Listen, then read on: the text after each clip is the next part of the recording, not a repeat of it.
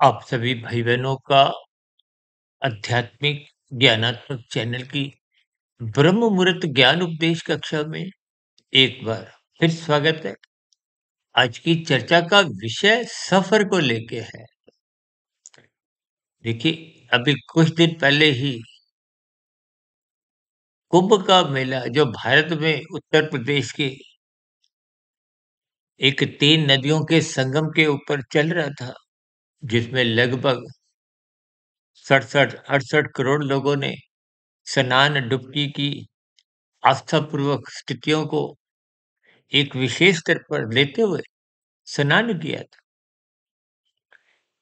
तो इन सभी स्थितियों के चलते हुए, क्योंकि सभी मनुष्य कुछ विदेशों से आए, अलग-अलग देशों से, कुछ भारत के ही अलग-अलग राज्यों से या दूर-दराज से, देखिए, तो ये सभी पहुंचने की जो एक स्थितियां हैं, वो रेल के द्वारा, हवाई जहाज के द्वारा भी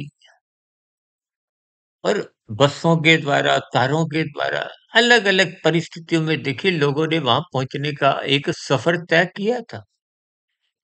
क्योंकि ये बातें मैं इसलिए थोड़ा क्रमबद्ध तरीके से समझाने का प्रयास कर रहा हूँ, क्योंकि आज का हमारा जो एक विषय है, वो रेलगाड़ी का सफर, और उस रेलगाड़ी के सफर को ही आपका हमारा जो एक जीवन है, जीवन का सफर से जोड़ते हुए कुछ स्थितियों पर हम प्रकाश डालने जा रहे हैं। देखिए, क्योंकि हमारा तो देखिए आध्यात्मिक ज्ञानात्मक चैनल है, तो हम कुछ भौतिक विषयों को भी कुछ इस ढंग से परमात्मा की प्रेरणा से, गुरुओं के आशीर्वाद से, ब्रह्म मुहूर्त समय विशेष में कुछ चर्चा को युक्ति पूर्वक इस हिसाब से करते हैं, ताकि प्रकृति के 3 गुणों की रहस्यमय स्थितियों का तुम्हें बोध हो। जीवन के लक्ष्य की, आपका हमारा परमात्मा को पाने की जो एक लक्ष्य है, जो आज कलयुग में देखिए खोता जा रहा है। ये जो संसार में जो आप देखते हो कि विभिन्न प्रकार की जो एक आस्था की जो एक स्थितियां हैं, विशेष रूप से देखिए ये कुंभ के मेले से कुछ विशेष परिस्थितियां सुनने में आई, देखने में आई, लोगों के कुछ विचारों की स्थितियों का एक प्रत्यक्ष कुछ मेरे संज्ञान में स्थितियां आने लगी। क्योंकि अक्सर एक राजसी मनुष्य की संसार को भोगने की एक प्रबल इच्छा बनी रहती। उस प्रबल इच्छा के कारण ही, उन भोगों की आसक्ति के कारण ही वो संसार को अधिक से अधिक पाना चाहता है, इकट्ठा करना चाहता है, यानी कि भोगना चाहता है। और इस भोगने के दौरान ही वो अपने कर्तव्य कर्मों को भूल जाता है, प्रकृति के नियमों की अनदेखी कर जाता है, शास्त्र विरुद्ध अपकर्म करने से भी हिचकता नहीं है। तो फिर ऐसी स्थितियों में कानून का उल्लंघन कितने बड़े स्तर पर होने लगता है, मनुष्य का वो एक स्वभाव सा बन जाता है। यानी कि कुल मिलाकर राजसी मनुष्य गलतियां बार बार करता है। गलतियां को हो, कानून का उल्लंघन को हो, शास्त्र विरुद्ध पाप कर्म को हो, क्योंकि शास्त्रों में बार बार कहा गया है कि सत्संग करो। सत्संग का अभिप्राय सत्वगुण का संग करने की स्थिति से है। मनुष्य जीवन सत्वगुण बढ़ाने के लिए मिला है। जब तक हम सत्वगुण बढ़ाते नहीं है, तब तक परमात्मा को पाने का लक्ष्य तो देखिए दूर दूर तक बन ही नहीं पाता। देखिए, प्रकृति के 3 गुण, तमोगुण, रजोगुण और सत्वगुण, इन 3 गुणों का देखिए क्रमशः अलग अलग अर्थ है, भावार्थ है, इनके अलग अलग लक्षण है। ये तो देखिए किसी गुण की कोई निंदा नहीं है, लेकिन फिर भी शास्त्रों में तो स्पष्ट शब्दों में कहा गया, तमोगुण की निंदा करो, रजोगुण की उपेक्षा करो और सतोगुण की प्रशंसा करो। देखो, शास्त्रों में बातों को सूत्र रूप में विभिन्न परिस्थितियों में अलग-अलग अर्थों में, अलग-अलग भावार्थ में, किसी-किसी पृष्ठभूमि में उनको विशेष स्तर पर समझाया गया है। एक राजसी मनुष्य सत्संग की बातों को बस शब्दों के स्तर पर ही, ऊपरी-ऊपरी स्तर पर ही कुछ अपनी मनपसंद स्थितियों के अनुसार सुन लेता है, पढ़ लेता है और अपनी मनचाही स्थितियों के अनुसार ही उनके अर्थ भी बना लेता है। देखिए, ये सभी स्थितियाँ अक्सर एक साधारण स्तर पर मनुष्य स्वीकार नहीं करता। देखिए, आज हमने जो शब्द लिखे हैं, रेलगाड़ी का सफर और जीवन का सफर, यानी कि जीवन को और रेलगाड़ी को एक समान अर्थों में आप ले सकते हो। अब मुझे सफर से ही फ़िल्म सफर का एक विशेष गीत मेरे मन मस्तिष्क पर अक्सर देखी, उस गीत को मैंने भी बार-बार सुना, उस पर चिंतन किया, उस पर मनन किया। उस गीत को सुनने मात्र से भी देखिए आपको में जीवन जीने की विभिन्न स्थितियों का बोध होता है। मिले हुए जीवन के एक सार्थक स्थितियाँ को हो, एक सकारात्मक स्थितियों से जुड़ने का विशेष ज्ञान मिलता है। क्योंकि ज़िंदगी का जो एक सफ़र है, उसके तो बोल ही गीत के यही थे कि कोई समझा नहीं, कोई जाना नहीं। यानी कि आप और हम अपने मिले हुए जीवन के अर्थ को समझ नहीं पाते। बस संसार में देखा-देखी, संसार को भोगने का कहो, इकट्ठा करने का कहो, यानी कि जो 5 भोग्य विषय हैं, गंध, रस, रूप, स्पर्श और शब्द। इन 5 भोग्य विषयों को आप और हम जितने बड़े स्तर पर भोगते जाते हैं, क्योंकि भोग तो देखिए पदार्थों के हैं। जैसे आप रेलगाड़ी के सफर में कम सामान लेकर जाते हो, तो सफर आरामदायक रहता है। देखिए, एक-एक शब्द को, उनके अर्थों को, उनके भावार्थों को, उनकी लय को पहचानिए। तो निश्चित रूप से आज की वीडियो को मैं कुछ एक ऐसा ज्ञान संदेश देगी कि जो आज आप और हम देखिए लोभवश अक्सर मेरी चर्चाओं में देखिए लाभ, लोभ और संग्रह, इन 3 शब्दों को मैं बहुत ही क्रमबद्ध तरीके से समझाता आया हूँ।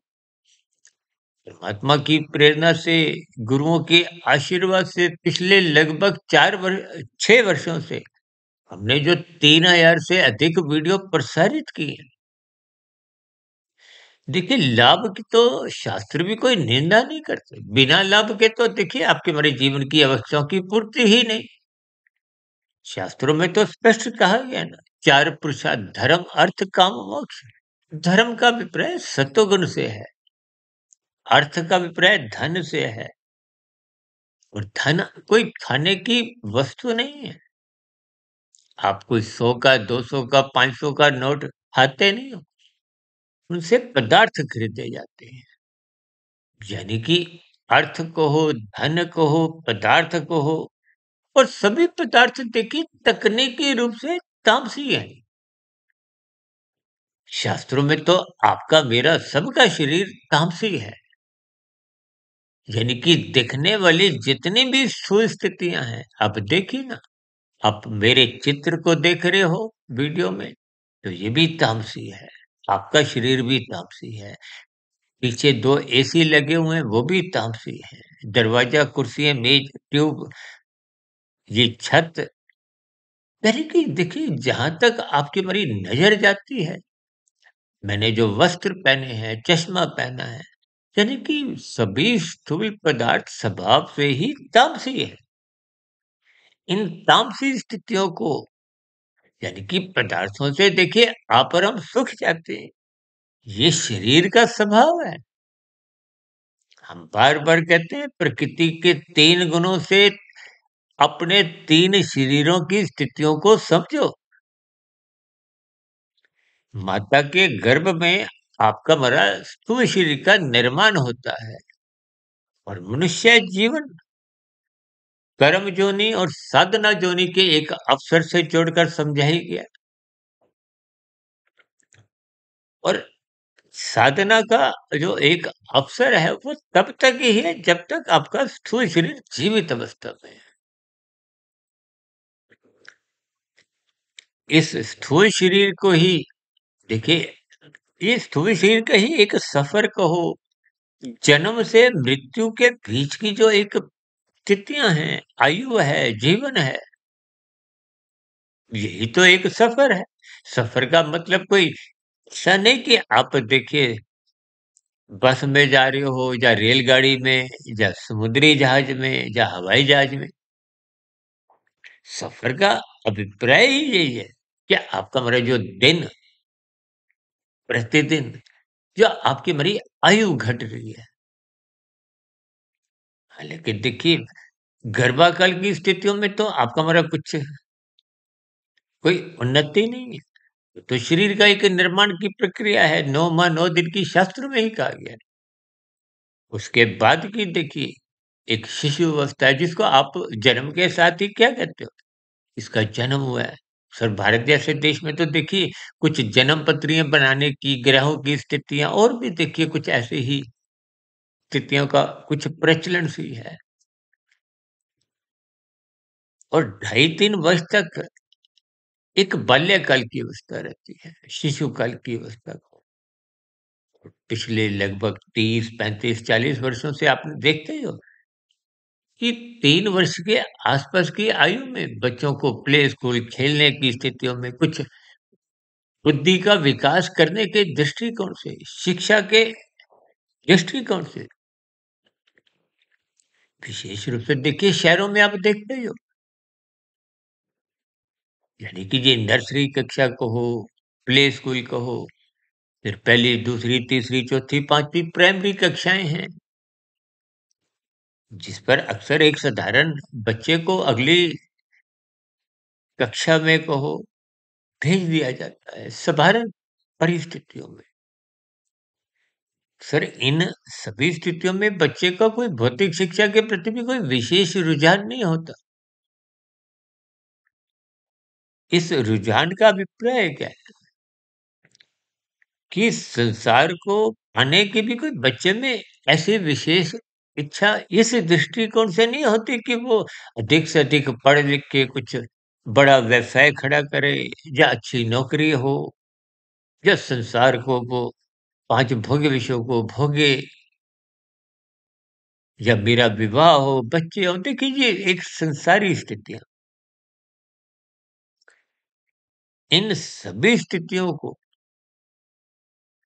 तो ज्ञानपूर्वक समझना है। ये जीवन के सफर में आप जितने अधिक पदार्थ लेकर चलते हो, जैसे सफर में देखिए आप कितने पदार्थ लेके चलते हो। एक अटैची लेकर चलते हो, ऐसा तो नहीं आप अलमारी, सोफा ये साथ लेके चलते। देखिए पदार्थ आप जितने अधिक इकट्ठे करोगे या अपने साथ रखोगे, उतनी यात्रा कष्टदायक होती है। इस बात को, इस संदेश को, इस ज्ञान को आपने अपने जीवन में उतारना है। यानी कि ये जो आप पर हम लोभवश, संग्रहवश पदार्थों की एक संग्रह वृत्ति में लग जाते हैं। बड़ा मकान हो, घर में ये सुख सुविधा के साधन हो, यानी कि इन संग्रह वृत्तियों में आपका हमारा जो जीवन निरंतर एक गति पकड़ लेता है, तो फिर आपका जो जीवन का सफर है, वो परमात्मा से विमुख हो जाता है। देखिए, आपके जीवन में 2 ही स्थितियाँ हैं, या तो आप संसार को पकड़ लो, पकड़ने का अभिप्राय भोगने से है, पकड़ने का अभिप्राय एक लोभ वृत्ति से है, पकड़ने का अभिप्राय एक संग्रह वृत्ति से है। क्योंकि मनुष्य रजोगुण में रहता हुआ रजता नहीं है। संसार जितना भी भोग लो, जितना भी इकट्ठा कर लो, मनुष्य की तृप्ति नहीं होती, संतोष नहीं आता। अभी कुछ रोज पहले ही हमारा एक वीडियो प्रसारित हुआ था। सफलता की सीढ़ियां और साधना की जो एक ऊंचाइयां है। अब साधना तो तभी आरंभ होती है जब परमात्मा को पाने का लक्ष्य होता है। परमात्मा को पाने का लक्ष्य बन जाने पे कभी भी संसार को इकट्ठा करने की प्रवृत्ति नहीं होती। जो साधक लोग होते हैं, अब देखो ना, कुंभ के मेले में आपने ऐसे कितने ही साधुओं को, संतों को देखा कि उनके पास देखिए अपने जो एक जीवन जीने के साधन हैं, वो बहुत ही एक सीमित अवस्था तक ही होते हैं। पर हम देखिए घर पे 2-4 जोड़ी नहीं, 10-20 नहीं, 50-100 जोड़ी अलमारी की अलमारी देखिए भर जाती है। जब भी कहीं आना-जाना होता है, आप कुछ समय तक चिंतन करते हो कि कौन-सा टंगा हुआ वस्त्र उतारा जाए, पहना जाए। तो इसका अभिप्राय क्या है? पदार्थ जितने अधिक होंगे, वो आपके मेरे जीवन के सफर को, देखिए यहाँ जीवन का सफर का अभिप्राय साधना के दृष्टिकोण से है। यदि आप संसार को एक इकट्ठा करते हो, देखिए रेलगाड़ी का सफर और जीवन का सफर मात्र ये 2 एक आधार मैंने आज की वीडियो में इसलिए चुने हैं, ताकि ये जो मैं बातें रख रहा हूँ, तमोगुण, रजोगुण और सतोगुण की, ये बातें आपको मेरे समझ में आ जाए।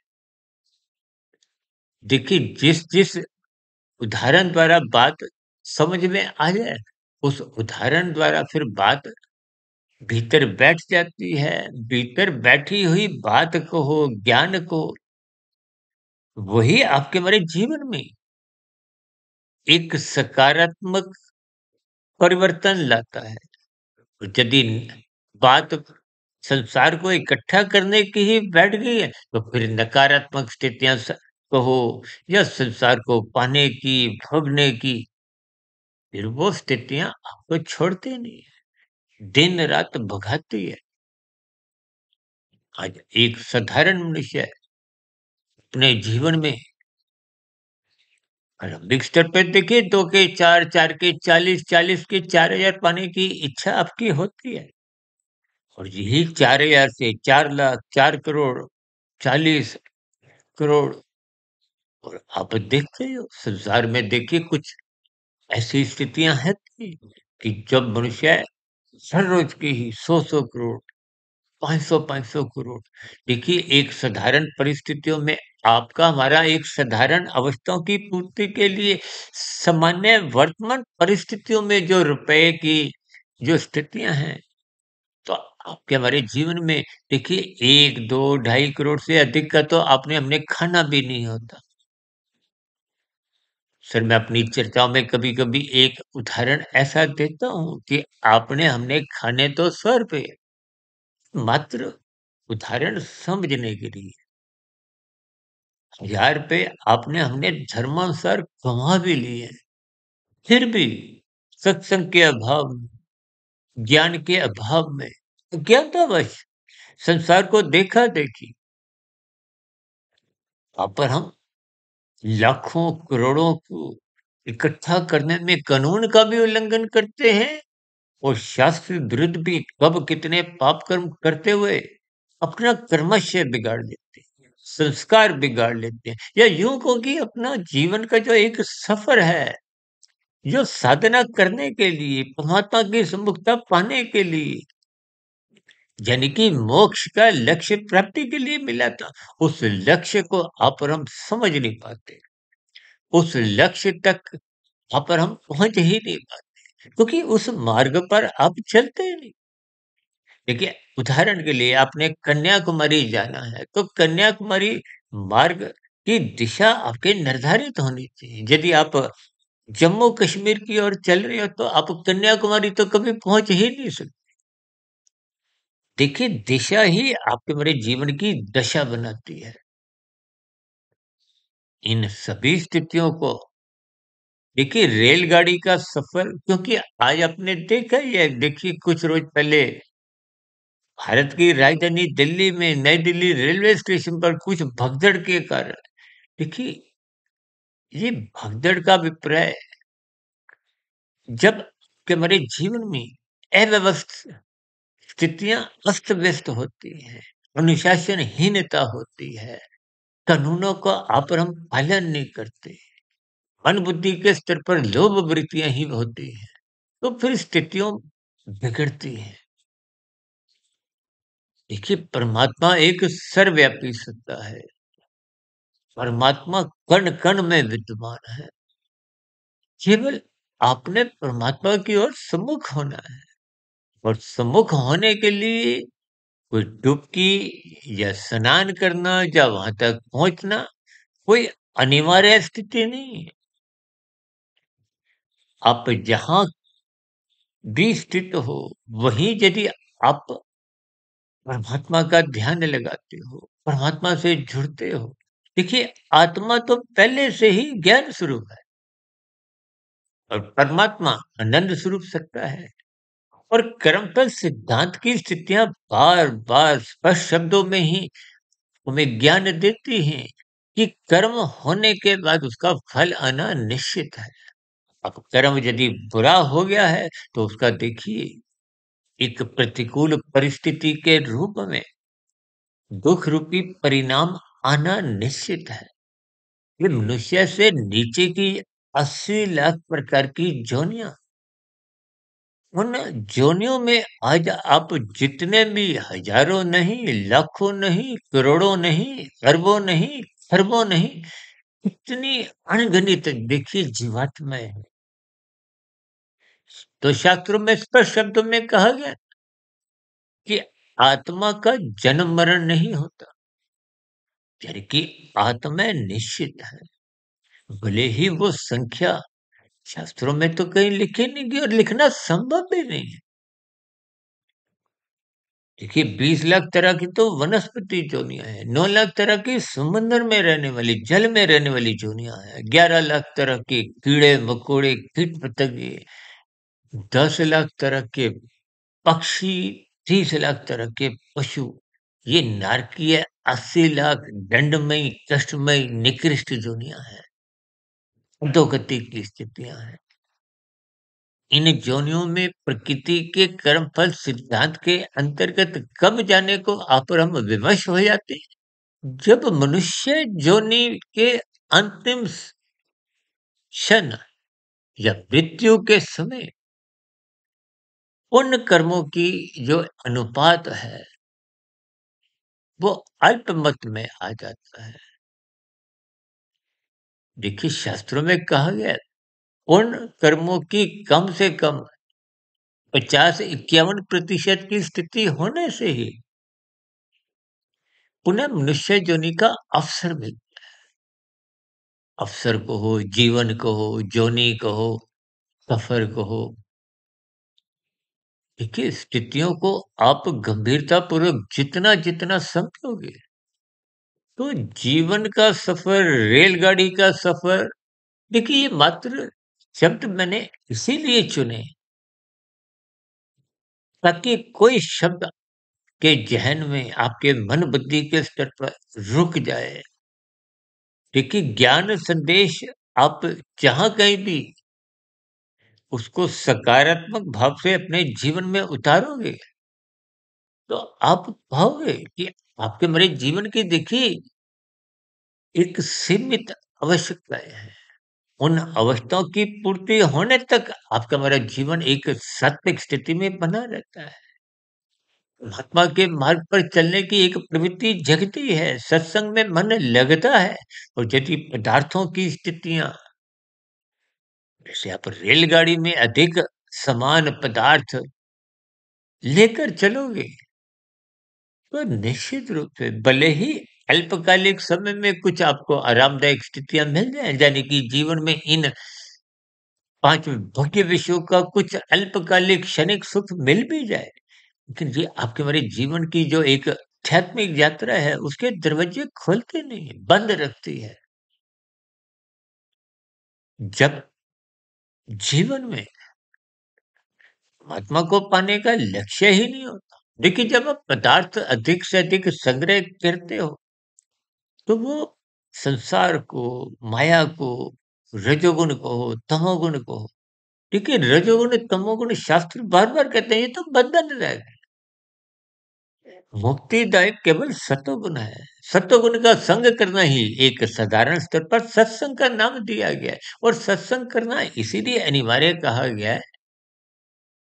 देखिए, मनुष्य जीवन में बार-बार शास्त्र क्यों कहते हैं कि सत्संग करो, सत्संग करो? यानी कि सतोगुण का संग करो। ज्ञान में स्थितियों में ये लाभ-हानि की स्थितियाँ समझ में आने लगेगी। ये तमोगुण, रजोगुण संसारी स्थितियाँ, ये बंधनदायक बंधनदायक को आप हानिकारक स्थितियों से भी जोड़कर देख सकते हैं। देखिए, रजोगुण भले ही प्रत्यक्ष रूप से कोई बांधता नहीं है, बंधनदायक नहीं है, कोई आपके हमारी एक पाप कर्मों का क्रमशः नहीं बढ़ाती। लेकिन रजोगुण देखिए एक जीरो की स्थिति है, खाया पिया बराबर कोई बचत नहीं, जबकि सत्वगुण में बचत होती है। देखिए, जब आप बिना कृत के दूसरों के फलों को छीनते हो, उसके लिए झूठ, छल, कपट, ठगी, हेरा-फेरी, आजकल तो डिजिटल अपराध, छीना-झपटी, ये विभिन्न प्रकार की एक कानून के विरुद्ध उल्लंघन की स्थितियों को हम तो बार-बार जहाँ तक कहते हैं ना कि लाल बत्ती पे रुको, दूसरों की हरी बत्ती का हिस्सा मत खाओ। ये भी एक कानून का उल्लंघन है, पाप कर्म है। देखिए, यहाँ की कानून व्यवस्था में आप यदि कानून का उल्लंघन करते हुए चालान से, दंड से बच भी जाओ, तो कोई खुशी की बात नहीं। परमात्मा की व्यवस्था में तो आपका मेरा चालान उसी क्षण कट जाता है, क्योंकि कर्मफल सिद्धांत अपनी व्याख्या स्वयं ही शब्दों द्वारा अपने अर्थ, अपने भावार्थ समझा रहे हैं। कर्म होने के बाद फल आएगा और ये अटल सिद्धांत है। इसलिए हम देखिए विशेष रूप से पाप कर्मों को गैर जमानती वारंट से जोड़ते हुए इस पर एक गहरी मोहर लगाते हैं, क्योंकि वहां पर हम इन किंतु परंतु की स्थितियों से बाहर आ जाए। देखिए, यहाँ की अदालतों में तो विभिन्न प्रकार की आप और हम देखते ही हैं स्थितियां, छूटने की, जमानत की, लेकिन परमात्मा की कर्मफल सिद्धांत सिद्धांत का मतलब ही है, उसमें किंतु परंतु की कोई स्थितियां बनने का मतलब ही नहीं। सिद्धांत सिद्ध है, सिद्धि का अंत कहो, किन्हीं भी अर्थों में देखिए आप बात को उसकी गहराई की तह तक पहुंची। इसलिए आज हमने देखी रेलगाड़ी का सफर, क्योंकि आप और हम करते ही रहते हैं या जीवन में कहीं ना कहीं किया होगा।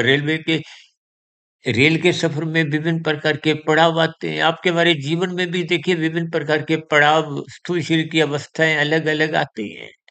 आज बचपन अवस्था है, फिर किशोरावस्था, युवावस्था, प्रौढ़ावस्था, वृद्धावस्था, मृत्यु, ये अंतिम स्टेशन कहो, पड़ाव कहो। देखिए, इन दोनों स्थितियों के आपको में अर्थ के साथ-साथ भावार्थ समझने हैं। भावार्थ आपको में जितने गहरे तल पर समझ में आएँगे, तो आपका मेरा देखिए रेलगाड़ी का सफ़र तो एक बहाना है। को अपने मिले हुए जीवन का जो एक सफर है, उसको एक सात्विक दिशा देना है। आध्यात्मिक उन्नति के दरवाजे खोलने हैं। गीता में तो स्पष्ट शब्दों में कहा गया है, कर्म योग, ज्ञान योग, भक्ति योग। देखिए, जब आप छीना झपटी करते हो, बिना कृत के दूसरे का फल खाते हो, तो ये एक निषेधात्मक स्थिति है, जिसको शास्त्र कहते हैं इसकी निंदा करो। और रजोगुण के प्रति बार-बार इसलिए शास्त्र कहते हैं इसकी उपेक्षा करो। आज उपेक्षा तो आप हम करते नहीं, 24/7 बस संसार को पाने की, इकट्ठा करने की, भोगने की प्रवृत्ति ही आपको इस संसार से एक नित्य जोड़े रखती है। पर हम रजते नहीं, थकते नहीं, रुकते नहीं, जिसके फलस्वरूप हमारा मिला हुआ जो जीवन का सफर है, वो बस भौतिक यात्रा में ही उलझा रहता है।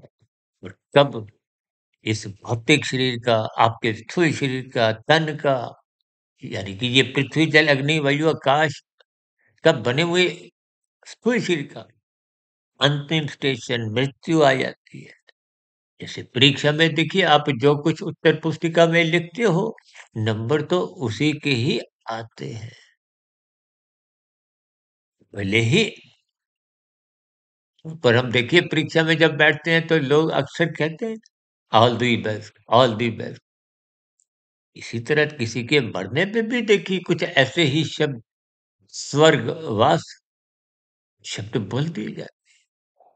लेकिन परमात्मा की व्यवस्था में, जैसे परीक्षा में आप जो लिख कर आओगे, नंबर तो उसी के ही आते हैं। किसी तरह आप अपने जीवन के सफर में जैसे जैसे कर्म करते हो, देखिए छीना झपटी करोगे तो पाप कर्मों का क्रमशः बढ़ेगा।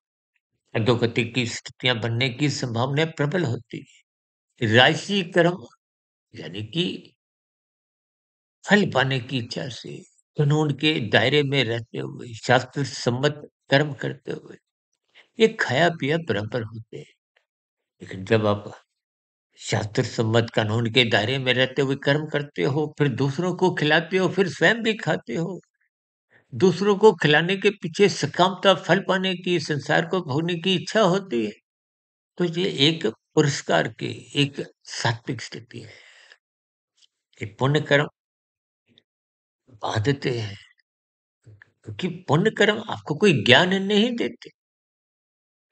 पुण्य कर्म केवल संसारी सुखों की उपलब्धता के जीवन में लाते हैं।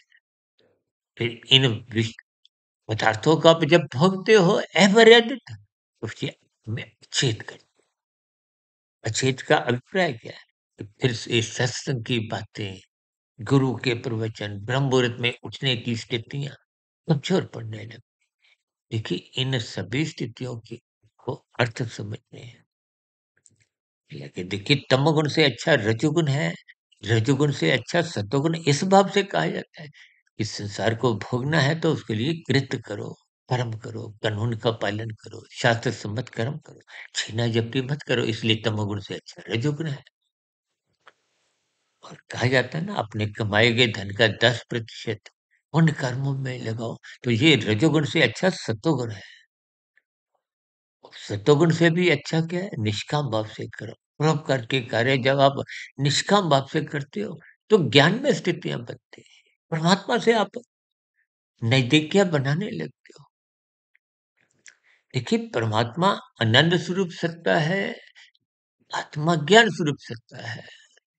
जैसे-जैसे आपके हमारे कार्यक्षेत्र में शुभ संस्कार बनते हैं, वो शुभ संस्कार परमात्मा की ओर ले जाते हैं।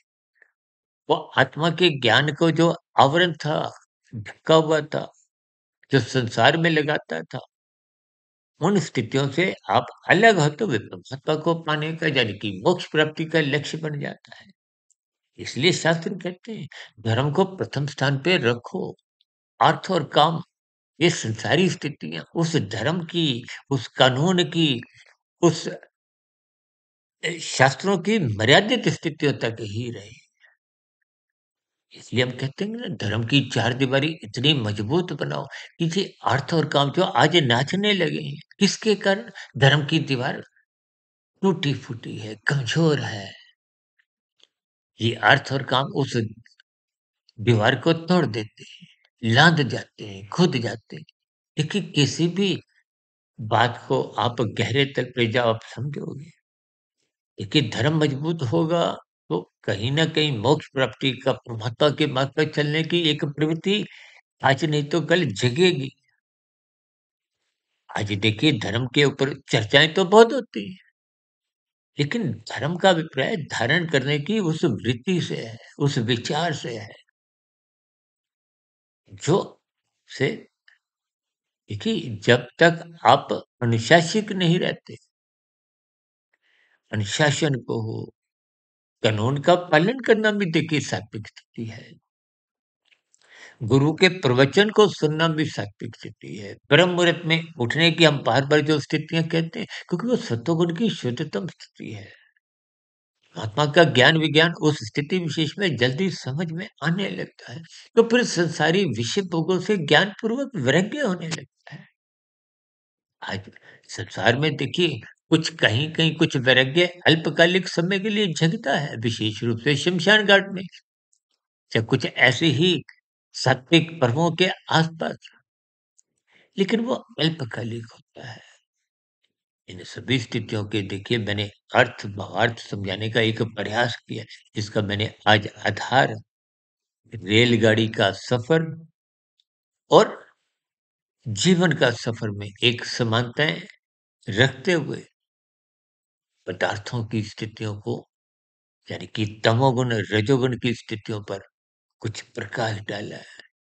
इन सभी संदेशों को आपको में ज्ञानपूर्वक समझते हुए मिले हुए जीवन के अवसर का लाभ उठाते हुए साधना आरंभ करनी चाहिए। निष्काम भाव से कर्म करने होंगे। ये कर्म जो ज्ञान योग, भक्ति योग, ये योग की स्थितियाँ ही परमात्मा की एक सम्मुखता बनाते हुए आपके कारण शरीर को क्रमशः शुद्ध करते हैं। और ये शुद्ध कमाई आप जितनी कर लेते हो यही तो मरने के बाद एक पुनः मनुष्य योनि का अवसर जन्म पुण्य दिलवाती है। संस्कारी माता-पिता का यहाँ जन्म होगा और गुरुजनों का संग सहज ही परमात्मा की व्यवस्था में उपलब्ध बना रहेगा, ताकि वहाँ पर हम उस लक्ष्य मोक्ष की प्राप्ति की ओर निरंतर अग्रसर होते हुए एक पूर्ण मायातीत की स्थिति को प्राप्त हों। इन्हीं शुभकामनाओं के साथ इसकी चर्चा विशेष को यहीं विराम देते हैं, यानी कि इस वीडियो के सफर को भी हम यहीं रोकते हैं।